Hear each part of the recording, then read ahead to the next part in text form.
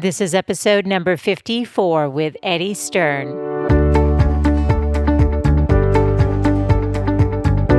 Welcome to the Good Life Coach podcast. I am your host, Michelle Lamoureux. The intention of this show is to awaken you to your fullest potential. Join me each week for inspiring interviews to elevate an area of your life, as well as interviews with women entrepreneurs who are creating success on their own terms. Each episode provides actionable tips to guide you to design a life you love. Hey there, it's Michelle, and welcome back. I've got such a fun and interesting show lined up for you today. Joining us is Eddie Stern, who's a yoga teacher, author, and lecturer from New York City. Now, when Eddie started practicing yoga, it was not mainstream in the United States, and he went from being a punk rocker to a yogi to teaching yoga, and has actually taught celebrities like Gwyneth Paltrow and Madonna.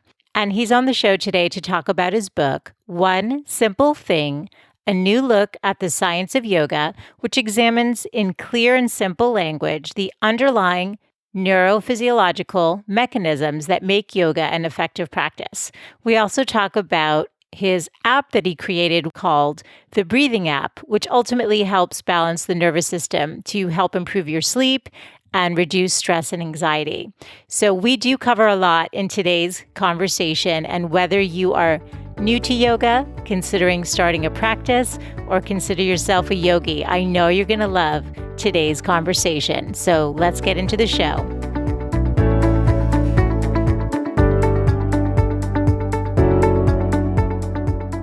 Hi, Eddie. I'm so thrilled to have you on the show today. Thank you for being here. Thanks for having me. It's a pleasure. So I loved your book, One Simple Thing, A New Look at the Science of Yoga and How It Can Transform Your Life. I can't wait to dive into it. I went through it so many times. It's one of those great books that you read through it, you earmark it, and then you go back to your favorite parts that you want to go into deeper. So I look forward to getting into that. But I'd like to start the interview by asking my guests to take us into their stories a bit, because you started practicing yoga before it was mainstream in the US. So I'm curious, how did you discover yoga? And what was it about it that prompted you to go to India to find a guru and go so much deeper into the practice? Can you take us into your story? Well, sure. I think the basic answer behind why I started doing yoga was simply because I was on a quest. And I didn't really know at the time when I first did yoga the definition of what that quest was. I just knew that I was searching for meaning. And I wasn't interested in the things that at that time in the 1980s were expected of a person who was 17 or 18, which was go to college, get a degree. That's how you get a job. And that didn't interest me terribly because I wasn't clear on what I wanted to do. I thought maybe I wanted to be an artist or I wanted to be a musician. And the path of school didn't speak to me all that readily. And as I mentioned in the book, when I was 15, I had an English teacher named Mrs. Jane Benditson. And in her English class, the first year I had her, we read Siddhartha, and she said to us, the three most important questions you can ask yourself in your life are, who am I, what am I doing here, and what do I do next? And that became like a really defining point of my life, like, because I didn't know who I was or what I was doing there. And those questions really made me think, and they stuck with me. And, and as I've said also, that's really the only thing I remember from high school and the only thing I need to remember, because that's basically all I've been doing since then. So I think that the hearing of those questions and the thinking about it impelled me to think about my life on a deeper level. And that thinking about my life on a deeper level was the thing that eventually led me to yoga. Back then, yoga was only done as a spiritual practice. There was no yoga fitness industry to speak of at all. It was only you did yoga because you were, doing a spiritual thing. That's it. Wow. Okay. So that's so cool. And so I'm going to jump a little bit ahead. I had another question for you, but this question of who am I think we're all on that quest. I mean, I know that different points in my life, that question just is kind of screaming in my head. So when you went on that journey, did you discover that answer, or is it a lifelong quest? How do you view that question? Who am I? Well, I think that for definitely everybody is on that quest one way or another, whether they recognize it or not.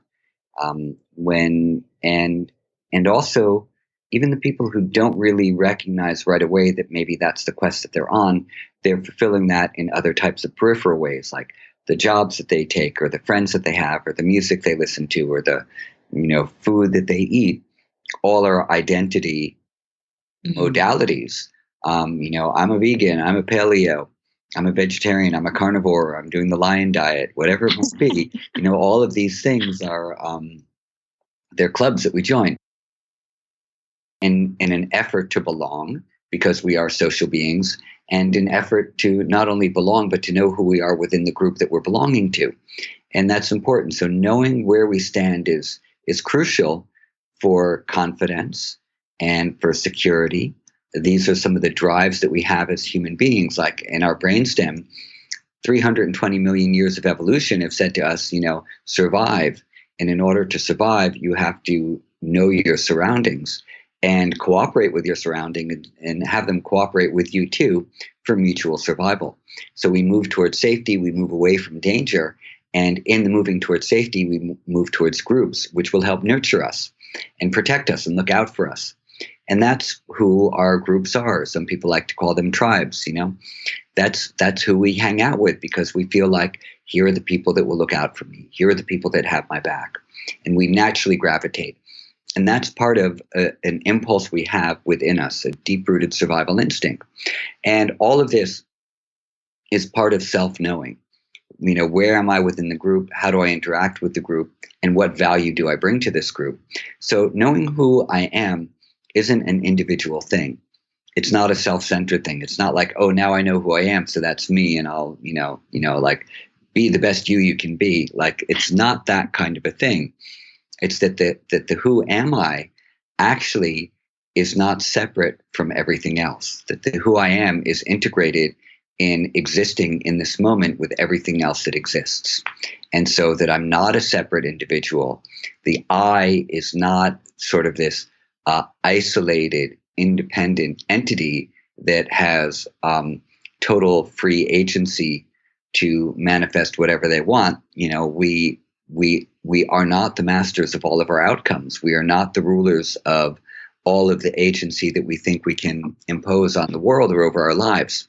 So the recognizing of or the recognition of these facts is part of the undoing of a false narrative that allows us to be present and existing cooperatively and independently with the world around us. That's called living in harmony.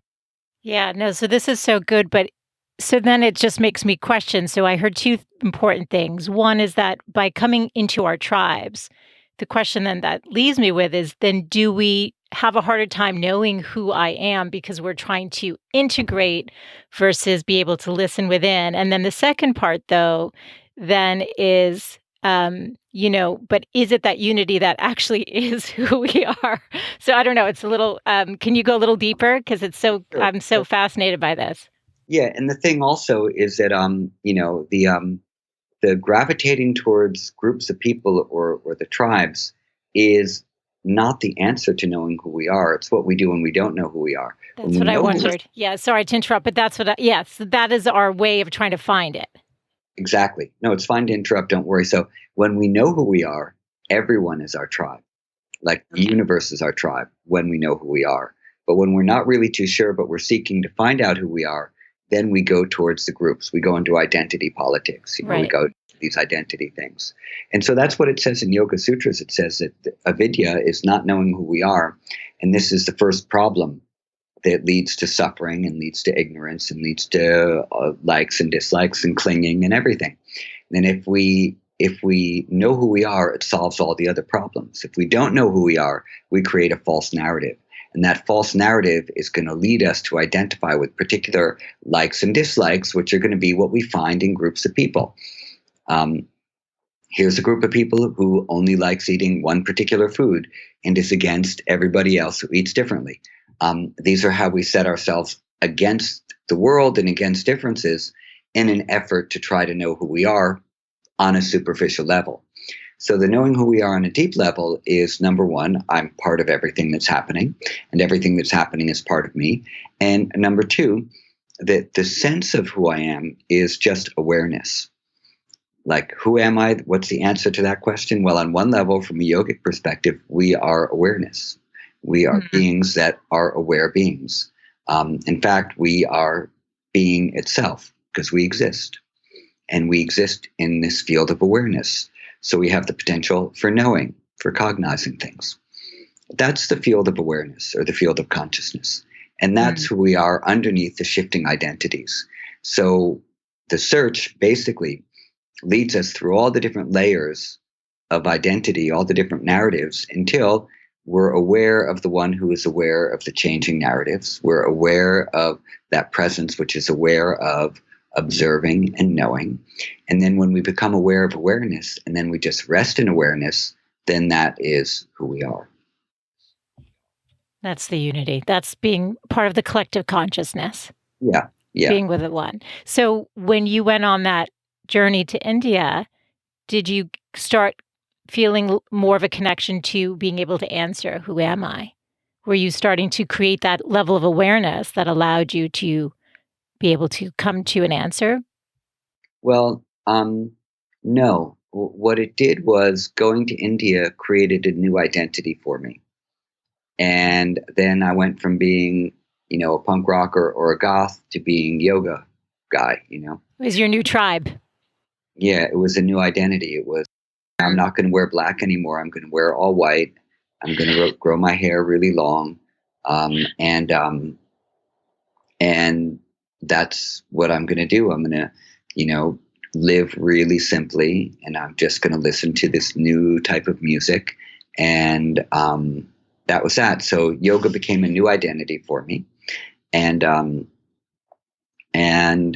it, the spiritual identities sometimes are even harder to undo than regular mundane, I'm a punk rocker identities, because you start thinking that you know better than other people.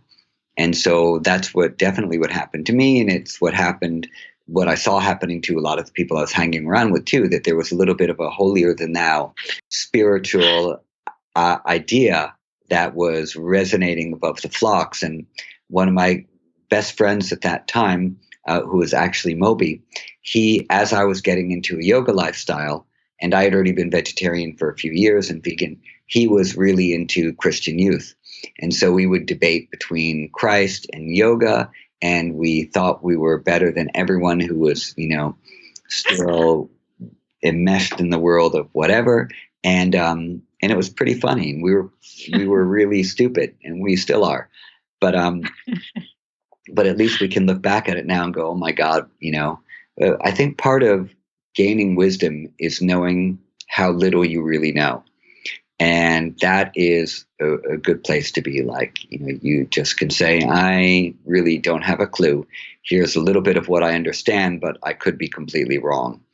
Is a much better place to be than, I know what's up. And if you don't agree with me, then you're wrong. And that's how fundamentalists are. And so I was a yoga fundamentalist for quite a while. And then it's shifted, though. Is that through the practice of yoga itself, creating the awareness? Is that what led you there? No, I don't think so. I think that yoga is just a tool, and I think it doesn't always work. It all depends on how you use it and what you're using it for. Yoga postures and breathing and all that can help make you feel more at home in your body, and it can give you a more balanced nervous system. But it doesn't always give you wisdom or insight.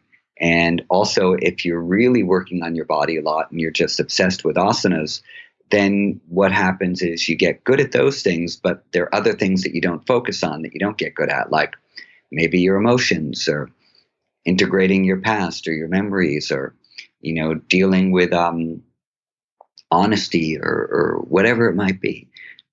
So we can stop listening to the things we need to listen to internally, because we don't want to listen to those things. And at the same time, we can get really good at doing something else, like chanting mantras or doing postures or going on retreats and excel at that, and be able to sit for hours upright in meditation. But that's all we become good at, and we stop doing the harder work sometimes. So that's why I think yoga is good, but it doesn't do everything. Meditation is good, but it doesn't do everything. The rest of the stuff we need to do is aware social behavior, work on ourselves, and look at the ugly stuff that we don't like. And that's, sometimes that takes, quite often what that takes really is people. It takes someone to say to you, you're actually a bit of an asshole, or what you said was really mean, or you're, you just think for yourself, even though you seem to be doing all this spiritual stuff. And it's kind of like my friend Dr. Robbie Swoboda, said that whenever you take an Ayurvedic dosha test, like in a book or in a magazine, you should never do it yourself. You should have your husband or wife or boyfriend or girlfriend or best friend do it for you, because they're going to know with a little bit of objectivity what your real flaws are. And we'll just fill out all the good stuff. So if it's the choice between, laid back personality or, gets uptight over small things, we're going to choose a really laid back personality. That's one of the choices. So funny. We can't trust ourselves to all the time to lay it out. So I think that yoga is really good, but it doesn't do everything. And one of the things that has brought me to the place where I am today is, number one, time, age, becoming a father, dealing with just the ups and downs of life. And little by little, you start to soften when you see the different types of suffering that exist all over the world, and recognition of, the smallness of some of your problems in relationship to the bigness of how they could be. And, caring for other people and all that really human stuff is where, if we pay attention to it, that's where we start to learn about how we exist within all of this. So I love yoga. I teach yoga. I do yoga every day.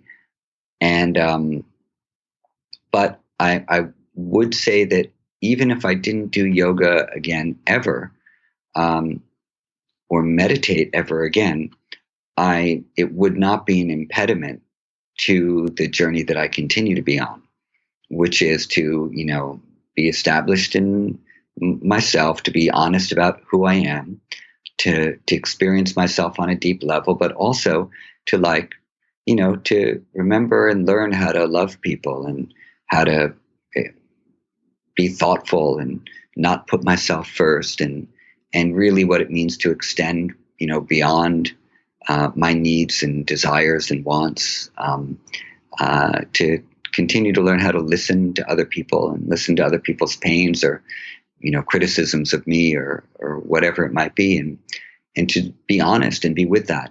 You don't need yoga for all that. You just need to be willing. And that's really what I think the name of the game is. If this is the journey you want to be on, then you need to be willing to face all the stuff that comes up and hang out with it and just stick there with it until it's no longer an impediment to you, but you've grown from it, you've learned, and then you go on to the next thing. So beautiful. Thank you. That was really profound. And it makes me think, so sometimes when you're in those places of discomfort within, it's like an invitation to continue to open and to expand that awareness. Yeah. And there are a lot of people. I mean, there are a ton of people who are really doing that work, who do yoga also. So I'm not trying to belittle anyone's journey. I'm just saying, from my perspective, what I've observed over the past 30 years or more, that's where I am with it right now. Yeah, that's beautiful, because it's just an evolutionary process of us as humans having, right, souls having a human experience. So I love that. So Eddie, how do you define yoga? What does it mean to you? Well, I mean, there are a lot of definitions of yoga, and I prefer the definition of Patanjali, which is that yoga is a special type of concentration where you become, where the thing you're concentrating on, you basically become as if one with it. Um, so the word unionist yoga is the popular definition, and that was sort of a later description of what yoga meant. Earlier times, yoga was used as control of the sense organs, like in the Katha Upanishad, things like that. But Patanjali specifically said that yoga is he gave a little bit of an equation. He said, yoga is chitta vritti nirodha.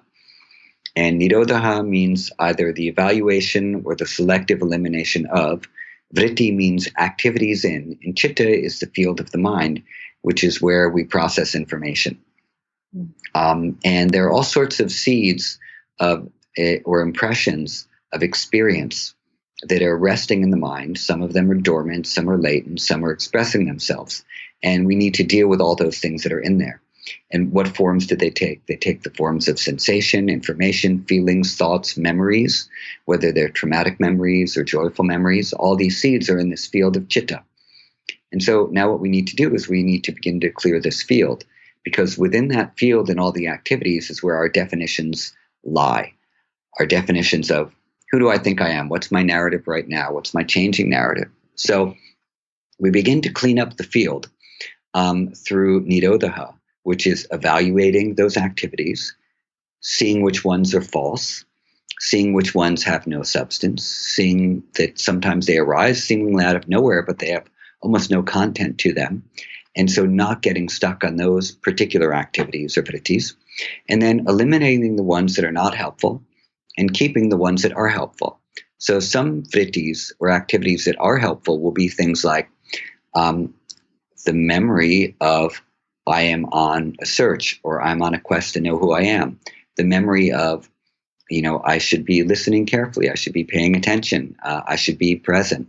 So people say, you keep the thought in your mind of wanting to be present, for example. In yoga, memory is the thing that helps you do that. So when we're meditating, if our mind wanders, one reason for that is our memory isn't strong enough to keep saying, this is where you want your mind to be. So it's when your memory is weak, the mind can go wherever it wants to. But if the memory is strong, your memory will fix your awareness in the place where you want it to be. Then when your mind wanders, it's because you've forgotten where you want your mind to be. So it's a little bit of a different way of looking at how the mind works, is that when my mind is strong, I'll remember where I want to be. When my mind is not strong, meaning my memory is not strong, my mind will go wherever it wants because I forgot to keep it in the present. And so memory, the strengthening of memory, becomes very important. So in the field of chitta, we have all these memories, and these are called samskaras. And we can, so a samskara is a memory or an impression, and we can choose the memories that we want to have as predominant in this field. So let's say I want a samskara or the memory of presence or awareness or love or compassion to be the most predominant thing in the field of my mind. Then I meditate on compassion, I meditate on love, I meditate on awareness, being aware of awareness. And then slowly, this type of memory, this type of impression that I'm placing in the mind becomes the predominant force in my mind. And then the other ones that I don't need to have there, like comparison, judgment, criticism, shame, guilt, all of these others, I'm not feeding those. So they become weaker. And as they become weaker, they begin to dry up. And after they dry up, then they come to the point where they don't sprout anymore. So it's not that you've actually tried to do anything to these other impressions, like let's just take criticism or judgment. You're not actually saying, I won't be judgmental, I won't be judgmental. You do this other thing where you plant positive seeds. They become stronger. The negative ones become weaker. Then you can evaluate them with a clear mind. You go, this is not my default mode anymore. I don't need to be using this mechanism to relate to the world. And little by little, you put that away. And then one day you feel like, oh, wow, I don't have that in me anymore. And it's not because you tried to conquer it. It's because you didn't feed it. um, with your awareness. Okay, so the nirodha as elimination or evaluation means that I am feeding the type of memory impressions that I want to have predominant, and I'm not feeding the ones that are not helpful to me. And so they eventually evaporate. And so you continue to do that until the main impression that you're placing in your mind is the nirodha the vritti, the impression of nirodha, which is the elimination of anything superfluous except for awareness. And so any arising thought, you don't engage with it, and you apply nirodha, or the elimination of it, until nirodha becomes your only vritti which is occurring. And then when that becomes established, no more thoughts are arising in the mind, only awareness. And then that is basically described in the third verse, where swarupe avastanam, tadadrashtahu, then the seer, then the awareness, swarupe avastanam dwells in swarupa, in its own form, as itself. So awareness dwells as awareness, rather than the changing forms of the activities. So that for me is what yoga means. I love it. That was your question. Yeah, no, I love it. And you practice Ashtanga yoga. Can you explain what that is and how the 8 limbs are connected to that and what that means? Sure. Well, the Ashtanga literally means 8 limbs. Oh, it means that. Yeah. And this is the teachings of Patanjali and other sages. The first Ashta means 8, Anga means limbs. And of the 8, the first one is called Yama, which are our social interactions. How do we treat people? And there are 5 different ways. In the earlier texts, there are 10. In the later texts, they're like Patanjali, there are 5. The first one is non-harm, meaning acting with kindness. The second one is honesty. It translated quite often as telling the truth, but telling the truth, has to be done in a way which is, sometimes we tell the truth of what we're feeling in the moment, which might be anger, or it might be something which is, causes harm to another person. But honesty is a different kind of truth-telling, where you're expressing your inner feelings of something to someone in a way that they can maybe hear you, rather than in America particularly, we're very fond of the hard truth. And I think it was Mark Twain who said that I think that the people who are fond of the hard truth are quite often more fond of being hard than they are truthful. Something like that. So the brutal truth, it was the brutal truth. So we're really into that in America, and it's painful. And in fact, this has given rise to the trolling culture and the social media culture, who, in the call out culture and the cancel culture and all that is like, this is people who feel like they have any kind of platform to say anything they want to, no matter how mean, hurtful, or unconstructive it might be to dealing with difficult and painful issues. So that kind of brutal truth, like, I'm sorry, it's not helpful. Maybe on the rare occasion it is. So yoga says, like, that's not going to be super helpful, but let's work on honesty and feelings and things like that. The next after that is not stealing, meaning don't steal other people's thoughts or ideas, or if you use their thoughts and ideas or words, credit them, and don't steal the property of other people either. After that is brahmacharya, which either means celibacy or sexual responsibility, depending on your station in life. It can also mean to not objectify people for your own gratification. And then the last of those is aparigraha, which means not being greedy, basically. So greedy for what? For thinking that if you get the things you see around them, they're going to make you more full or whole or complete than you really are. So those are the first 5 parts of the first limb of yoga. How am I going to interact with the world? That's the hardest thing. Like, if you can sort of incorporate even 1 or 2 of these into your daily life, you will become a better person. we will become better people. Just by incorporating one or two of them, like for a little while every day, we will become definitely better people. So they're quite profound. The next is called niyama, and niyama are the disciplines we follow with regards to ourselves. And so these include first of all, cleanliness, taking a shower, keeping our teeth clean so we maintain the body and we're presentable to the public.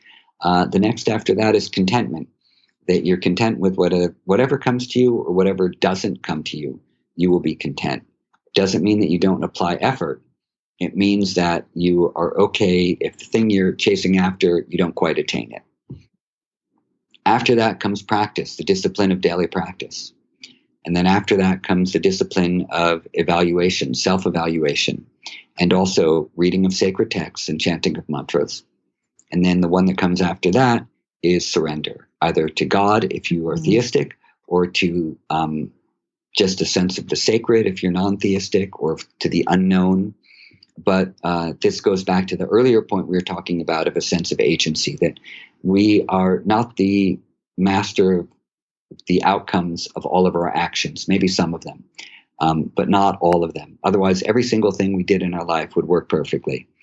And that doesn't seem to happen for most people. There's always going to be ups and downs. So the surrender of your actions of not knowing the outcome, but doing the action sort of as an offering to the unknown or to God, is Ishvara Pranidhana.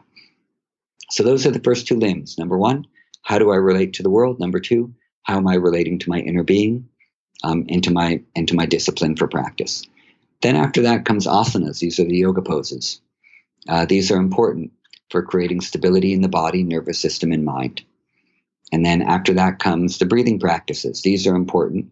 This is called pranayama, and these are important for balancing the branches of the nervous system and also for beginning to master some of our autonomic functions. So heart rate, respiration, blood pressure, digestion, sleep, sexuality, all of these types of things are autonomic functions. We don't have to think about them for them to occur. Yet the yogi said there's something in there for us to become intimate with in a way that most people don't, because if you aren't really comfortable with your autonomic functions, then they will rule you. It's better that you can work with them and maybe have a small measure of control over them and then see what happens. Because when the autonomic functions rule us, then we are a slave to our narrative. But when we can begin to override our autonomic functions, then our narrative becomes a little bit more amorphous. We can move a little away from this feeling of, I exist because I breathe. Well, you might exist if you're not breathing for a while too. I exist because I eat. Well, you also exist if you don't eat. And who will you be if you go through the suffering of fasting for a day or 3 weeks or whatever it might be? Or I exist because, I have sexual relationships with people. Well, who will you be if you don't indulge in that? So the yogis were using all these different types of practices to transcend autonomic functions, which are things that lock us into our narrative. So when we talk about being stuck in a narrative for a tribe, that's quite often related to survival. Yeah. And survival is what happens in our autonomic functions. Our brainstem mainly is working to keep us alive. That's its job. And the yogi said, okay, fine. Now what if I transcend those functions? Who will I be then? And then they access higher level brain functions. So that happens in the next step, which is pratyahara, the withdrawal of the sense organs, because we operate on an autonomic level in believing the information coming in through the sense organs as well. So we tie those two things together. Number one, I'm a heart-beating, breathing person. That's who I am. And then number two, the things I see in front of me in the world are real. And so I'm going to accept that as my reality and treat it as though it is reality, when obviously it isn't. It's just what our brain is constructing reality. So we give in to the sense organs, meaning what I see, what I smell, what I taste, what I hear, and what I touch. That's real. That's the world. And the yogis say that's not real. That's not the world. That's a construction of it. And if you want to know who you really are, you have to stop believing the construction your brain is telling you is the world. So you need to pull your awareness that is mixed in with the sense organs, unmix those two. So your sense organs become quiet for a while.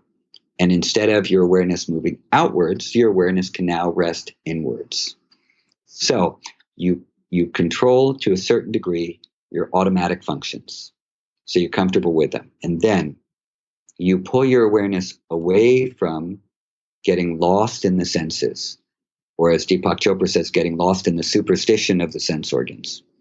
And then at that point, you're ready to begin concentrating. And that's the next limb where I can say, okay, now I'm not lost in the world. I'm not lost in narrative created by my survival functions, my clinging to life through the survival functions. But now I can begin to focus my mind, whatever that is. And that's where concentration or dharana starts, where you say, okay, I'm going to keep my mind here. I'm going to keep my mind here. I'm going to keep my mind here. I'm not going to let it go away. And then that turns into meditation, which is the steady flow of your awareness towards the object that you're meditating upon. And then that steady flow of awareness, which has been created through the discipline of keeping your mind fixed, that steady flow then loses itself in that object. So if it's on the breath or a mantra, or it's on the sense of being, that's the only thing that then exists for you and nothing else. Okay? And so that is the stage of samadhi or absorption, where the field of awareness takes on the form of that which you are meditating upon. And there's no distinction between the two. And that's the eighth limb of yoga. Yeah, no, it's so fascinating. And actually, it makes me wonder then, so for your book, what made you decide to investigate yoga and, uh, science and how they intersect, the benefits through the lens of science? What brought you there? Well, what brought me there was that I've been doing research with a colleague of mine, Marshall Hagens, for the past few years. And it's through him that my interest in science really grew. I was curious as to why yoga seemed to work. And I was curious as why it seemed to work no matter what kind of yoga people did. So my supposition or my premise was that, it wasn't even a supposition, but it was that if you just randomly grab some people off the street and you say to them, do you do yoga? And they say yes. And you say to them, well, how does it make you feel? What are the benefits? What are some of the things you think people would say? Feel less stressed, more present, more relaxed, happier, lighter. Yeah, maybe. And now the basic things. And they also might say, I feel a little more flexible. My body's a little stronger. Maybe I can self-regulate more. All those things. And so everyone who does yoga says that. All of those things, no matter what kind of yoga they do. So if it's Iyengar yoga, Kundalini yoga, Ashtanga yoga, Bikram yoga, Shivananda yoga, integral yoga, whatever kind of yoga it is, they all say the same thing. I thought, well, how is this possible? Like, why is all these different modalities giving the same effects? And I thought, well, that's very unique and that's kind of cool. And that's what I investigated in the book. Not too long ago, I came across a study done by a scientist named Holger Kramer from Germany. He'll be speaking at the next Yoga and Science conference that we hold in Stockholm in February. He did a meta-analysis of 302 different yoga studies. They were all RCTs, randomized controlled trials. And of these 277 of them, he found positive results that were basically all along the same lines.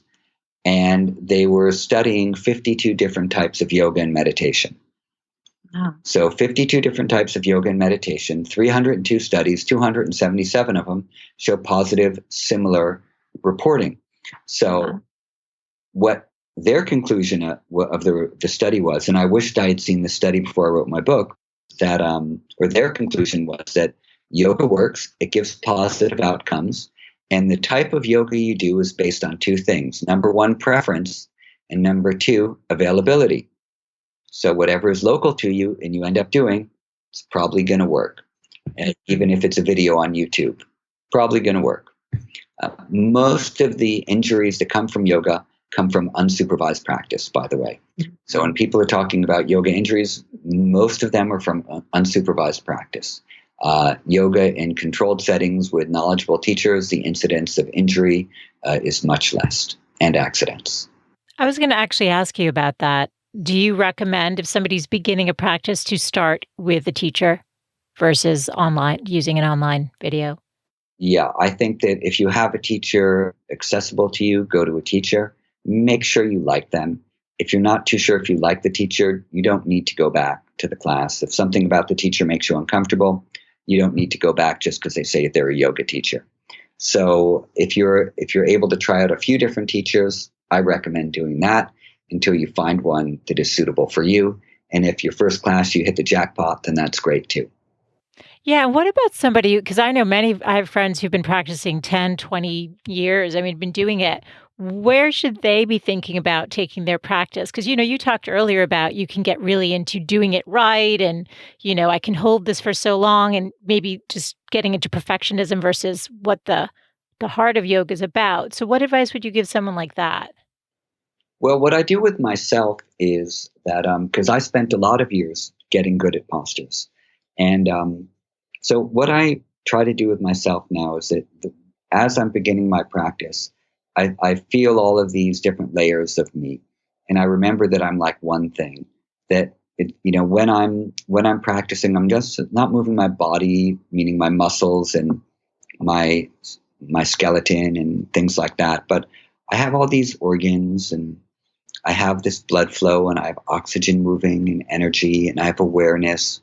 And that as I'm doing poses, there is this whole expression of life flowing through me and flowing through everyone, of course.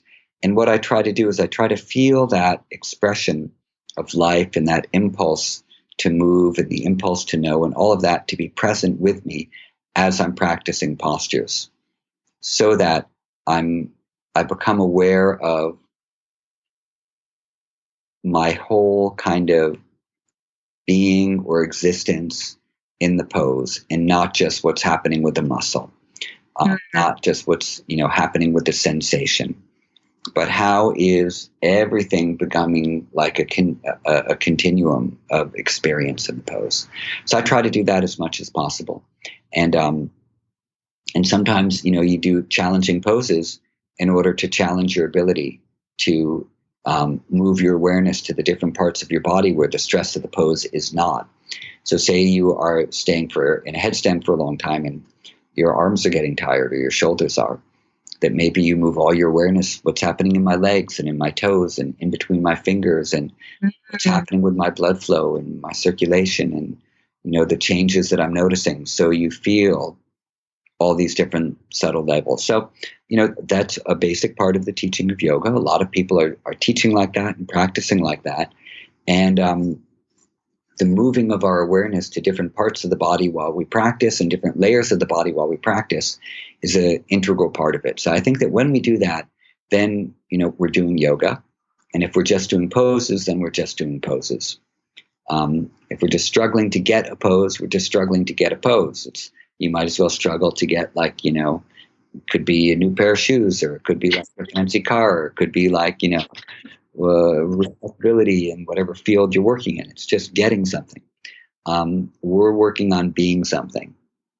So I try to use my yoga practice to be present with all of the different things that make up this form that I only see from the outside. Like, because, we don't see what's happening on the inside of us. We only see the outside of us. It's really beautiful, actually. It's really beautiful. And actually, um, I had met you when you had come to San Diego, and I had told you. So I wore a back brace for scoliosis for 6 years. Oh, So from the ages of 10 to 16, I was in something that really I can talk about not being able to use what is breath pranayama. right. I Yeah. can use my breath, and so when I come to yoga, I love it, and part of me wishes I had stayed with it when I was younger and kind of worked with it, because as you get older, you get a little more rigid and your body's a little stiffer, and so I appreciate what you just said, because I'm thinking even for those of us who are beginners or who have back pain or whatever, to just have compassion and gentleness and just bring that awareness, even as we are struggling maybe to get into just the most basic position, which is kind of where I'm Yeah. at. It's just, you know, I think yoga is essentially a practice of awareness. yeah, Awareness of the body, awareness of the breath, the nervous system, your internal organs, the movement of energy in your body. Like, we are energetic beings. Sometimes we have low energy, sometimes high energy. So to get in touch with that energetic flow, and not in like a woo kind of a way, but very practically, we're electromagnetic, energetic beings. And to sense that, to feel that, because then we can maximize it when we need to. yeah, thank you. And I think it's very important to move, because our bodies are constantly moving throughout the day. We have peristalsis, we have heartbeat, we have respiration, we have transport of oxygen, glucose changes. We are dynamic moving beings. And the more we move in healthy, considered ways, the more we support the healthy movement of this living, dynamic body that we are. Absolutely. Yeah, so this is an important reason for moving, for sure. Absolutely. So I wanted to ask you just a couple more questions. So your book goes into so many of the benefits. I mean, everything from brain health to reduction of stress, which impacts everything. You touched upon something, though, that I wasn't as familiar with, which is the vagus. Is it the vagus nerve? Yep, the vagus nerve. Yeah. Can you tell us more about that and the impacts of yoga in a positive way on controlling the vagus nerve, or helping to control the vagus nerve? The vagus nerve has become a huge topic of conversation in the health fields over the past 10 years or so, largely because of the work of Dr. Stephen Porges. He proposed something called the polyvagal theory. But the vagus nerve has been studied for a long time, starting with Darwin, and he called it the nerve of emotion.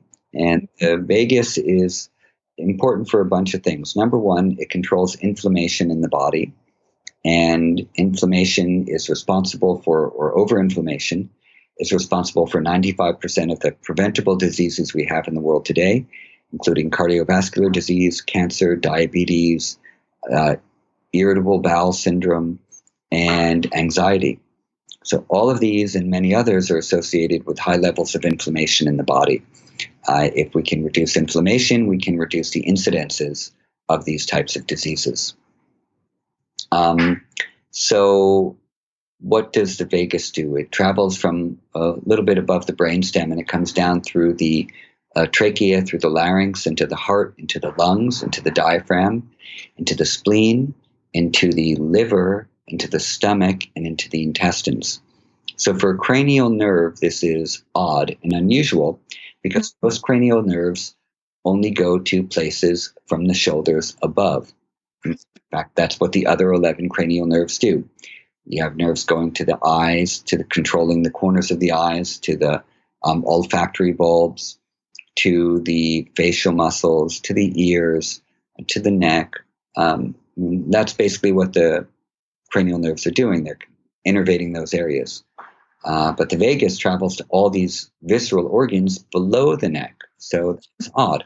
So what it does is it acts as this bidirectional communication center, or transport system, from the body up to the brain, and then from the brain down to the body. And we want that communication to be smooth and open, so that the brain can hear the signals that the body is telling it. What's the condition of the intestines? How's the heart rate going? Is the diaphragm working properly? Is the liver working properly? Is there something that needs to be managed somehow? The heart rate is controlled by the vagus nerve as well. There are, from the right vagus, I believe, coming down to the SA node in the upper right chamber of the heart, is where the activity of the slowing and the speeding of the heart rate occurs in conjunction with inhale and exhale. And this is called the vagal brake. So as we inhale, the vagal brake releases and the heart speeds up. As we exhale, the vagal brake presses down and the heart slows down. This is to support the absorption of oxygen as the blood rushes into the heart and then is transported through the body. The vagal brake is and Also, the slowing and speeding of the heart rate means that there's a change in our heart rate each time it beats. Sometimes a little slower, sometimes a little faster, and this is called heart rate variability. And heart rate variability is also a big topic these days for performance athletes and things like that. If they want to measure their performance capabilities and their recovery time and all that, they're going to look at their heart rate variability, which you can measure through simple apps and chest bands and things like that. And the heart rate variability is showing you is a measure of the function of your sympathetic and parasympathetic nervous systems, which are part of the autonomic nervous system. And if you have like low heart rate variability, that means that your sympathetic nervous system is going to be in hyperarousal, more cortisol and adrenaline being released on a regular basis. And that's not a good recovery time or a good time to do a lot of intensive exercise practice or training. When we have very high heart rate variability, that means that the functions of sympathetic and parasympathetic are balanced, and the parasympathetic activity is going to lead you to rest, repair, and restoration, which is very important for recovery, of course. Now, one of the ways that we measure vagal tone to see is the vagus nerve doing the things that it needs to do, is information flow happening properly, is through heart rate variability. So if the heart is speeding up on the inhale, slowing down on the exhale, we know that the vagus nerve is applying the right influence along with the breath. And that's what the vagal brake is. If there's not high heart rate variability, but it's a low heart rate variability, that means that the vagal brake is not working or it's temporarily impaired, and therefore there's something happening in the autonomic nervous system which needs to be looked at. Maybe cardiovascular disease, maybe not enough sleep, maybe really poor diet, maybe a lot of stress, any of those types of things. So we look at heart rate variability to see a picture of the autonomic nervous system. And specifically, we're looking at the tone of the vagus nerve, and is it doing what it needs to. Now, why do we want all these measures to be good? Because we want low inflammation levels in the body. That's going to be helpful for us. We want less of these diseases. But also, the vagus nerve isn't just controlling things below the neck, but it's also connecting with nuclei in the facial muscles and in the larynx. So below the neck, we're going to be dealing with things that are physiological, and above the neck, we're going to be dealing with things that are emotional and social engagement. So when the vagus nerve is toned, then I can modulate my tone of voice to express different emotions, a full range of emotion. And I can also change my facial expression to exhibit joy or happiness or disgust or anger or whatever it might be.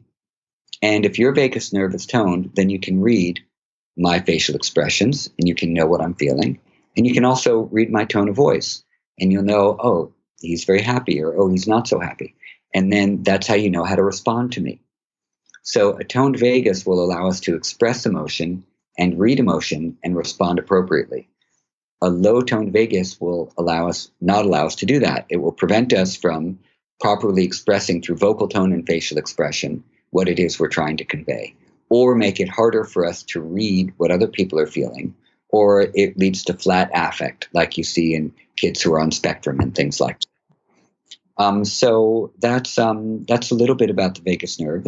Stephen Porges wrote a book called The Polyvagal Theory, which discusses the three predictable responses that the vagus nerve has to environmental demands, which are going to be safety, prosocial engagement, that's above the neck, and then fight or flight when there's perceived threat and we need to do something about it. That's the dominance of the sympathetic nervous system. And then last is below the diaphragm, which is immobilization, where protection of life, severe threat to life, where we immobilize and we shut down. And that's the third branch of the vagus nerve as well.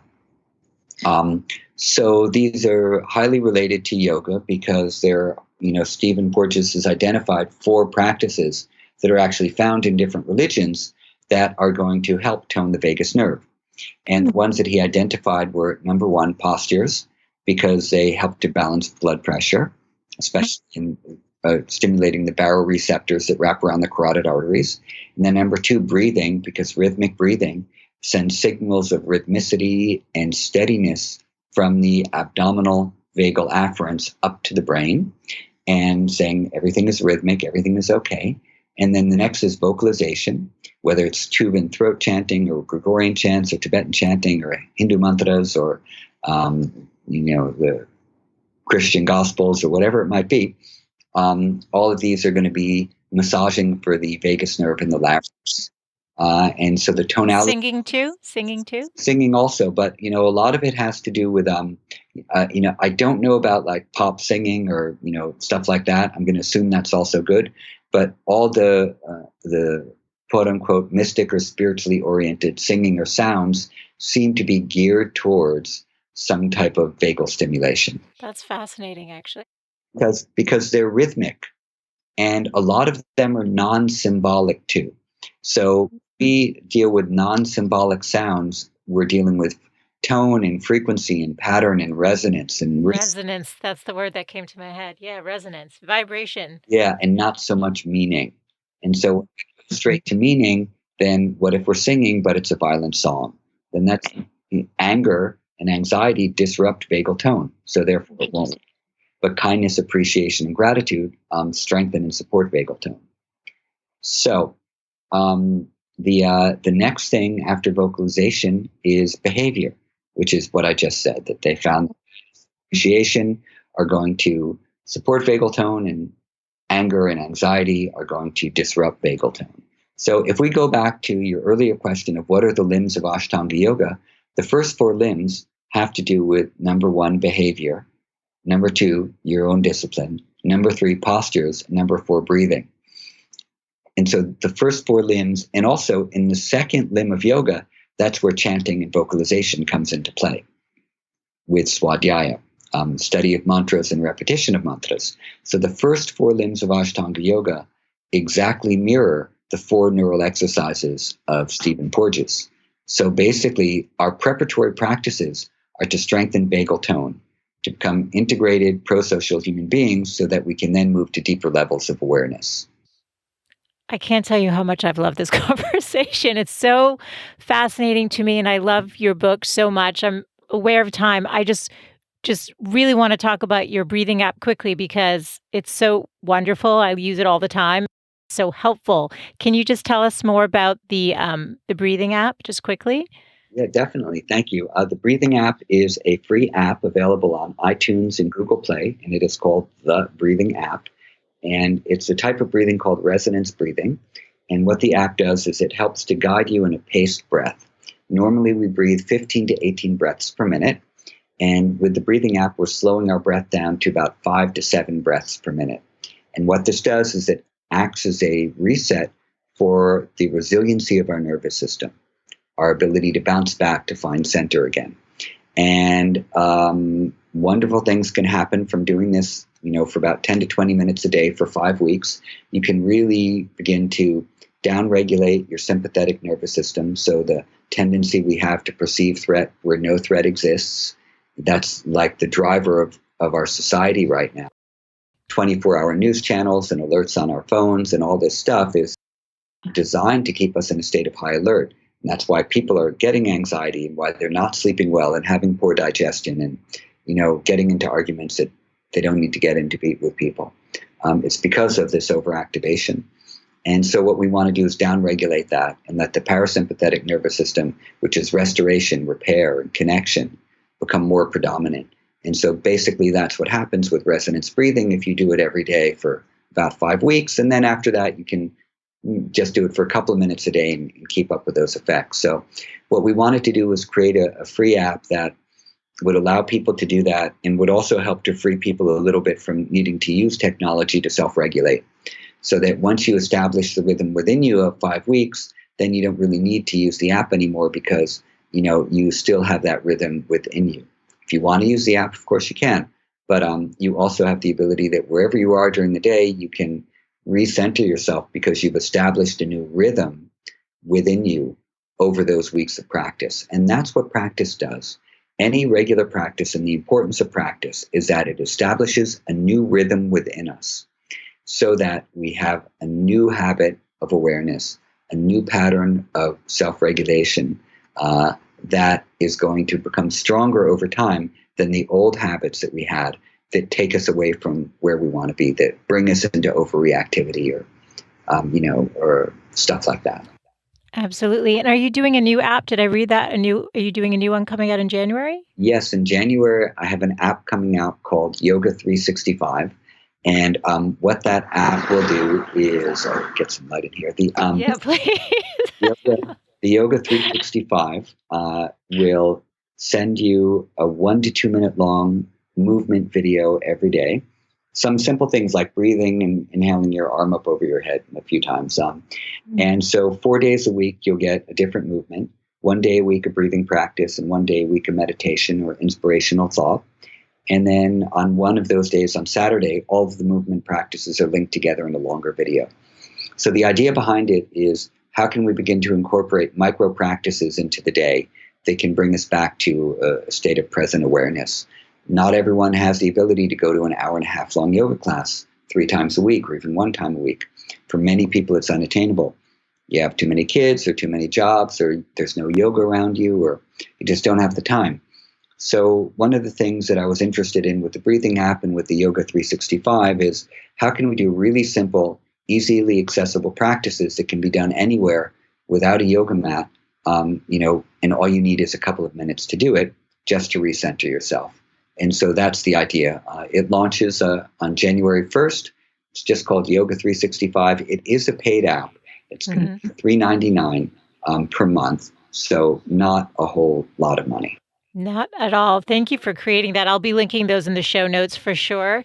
I always wrap up with this last question, which is, can you leave the women listening with your 3 best tips on living a good life? Well, generally speaking, my best and smartest tip for leading a good life is to listen to the women in my life. They're going to need to play that for their husbands now. That's great. That's number 1, 2, and 3. Oh, I love that. You're so fun. I love your sense of humor and your passion and your book. So this has been such a pleasure. I will tell you, you wrote at the end that if this book makes one person want to do yoga, it's a success. So you're looking at one person who's really going to start re-engaging with yoga again. So here's your success story right here. So thank you so much. Where can people learn more about you and your work, Eddie? Where can I direct them? EddieStern.com is my website. And on Instagram, I'm at Eddie Stern. That's the only social media I use. And that's it, those 2 places. Such a pleasure. Thank you so much for your time. You've been so generous. Thank you so much. Thank you for having me on. This has been really fun.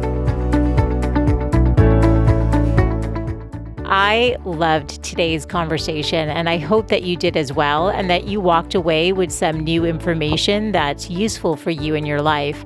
I found that the depth of knowledge that Eddie has and his willingness to share it and make it interesting and accessible is really such a gift. So all of the show notes can be found at thegoodlifecoach.com/054. I have a link there to his book as well as to the breathing app. Thanks so much for tuning in today, and I look forward to reconnecting next Wednesday. Bye for now.